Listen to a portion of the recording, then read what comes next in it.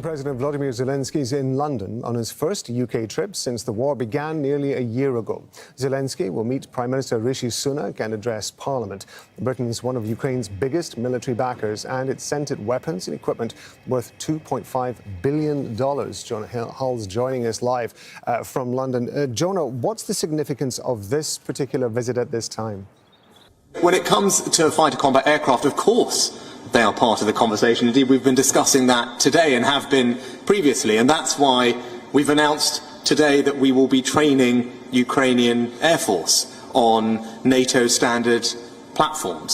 Because the first step in being able to provide advanced aircraft is to have soldiers or aviators that are capable of using them. That is a process that takes some time. We've started that process today. That's because we're keen to support the President and his country in delivering a victory, and nothing is off the table, and our leadership on this issue is something that we all collectively should be very proud of, and I know that the President is grateful for.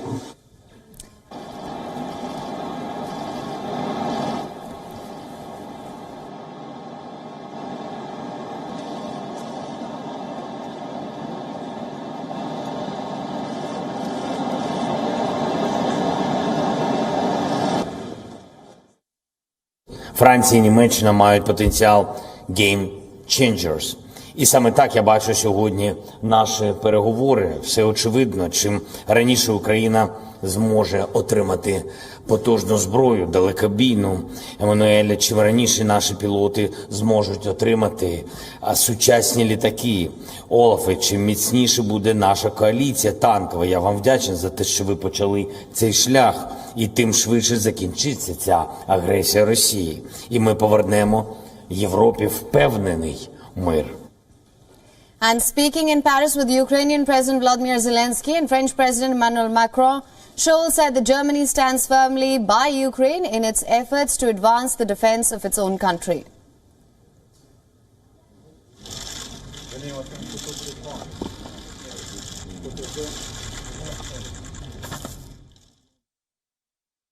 Seit Beginn dieses schrecklichen Krieges haben Europa und unsere transatlantischen Freunde sich nicht nur eng an die Seite der Ukraine gestellt, gemeinsam mit unseren Partnern haben wir die Ukraine auch massiv unterstützt. Finanziell, humanitär und mit Waffen.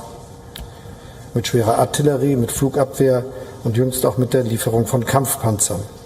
Und wir werden das auch weiterhin tun, solange es nötig ist. Zelensky, who is visiting UK for the first time since Russia's invasion began, expressed gratitude for the equipment received so far, but warned that the supplies were running out.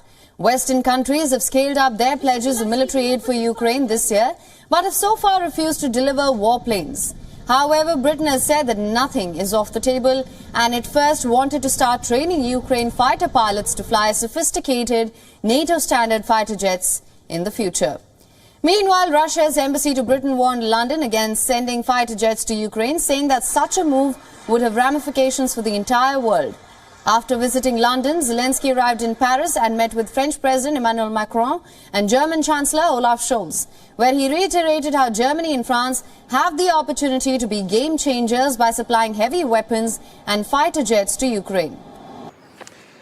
It's a rare trip away from Ukraine, of course, for President Zelensky, his first visit to the UK, and coming a fortnight or so before the anniversary of Russia's invasion of Ukraine.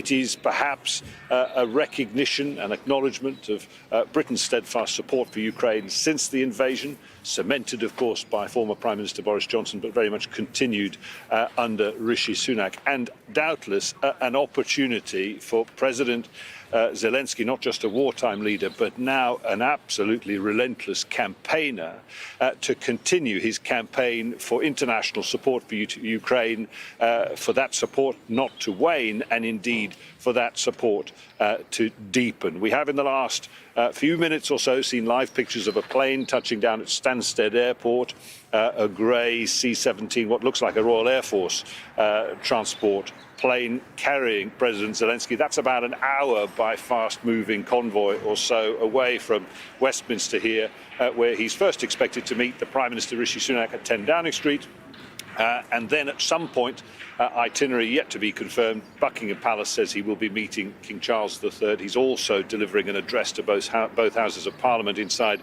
the ancient Westminster Hall behind me. That's an occasion reserved generally for only the most significant and influential state visitors. And then later he'll finish his day, a busy day of course, meeting Ukrainian troops in the southwest of the country currently being trained by UK forces under a multinational training programme. Jonah, thank you very much indeed. Just as you're talking there, we can see the live pictures from London Stansted Airport. I counted about at least 10 vehicles in that convoy taking President Zelensky to central London, where he's going to be going through that agenda that Jonah Hull has been talking about.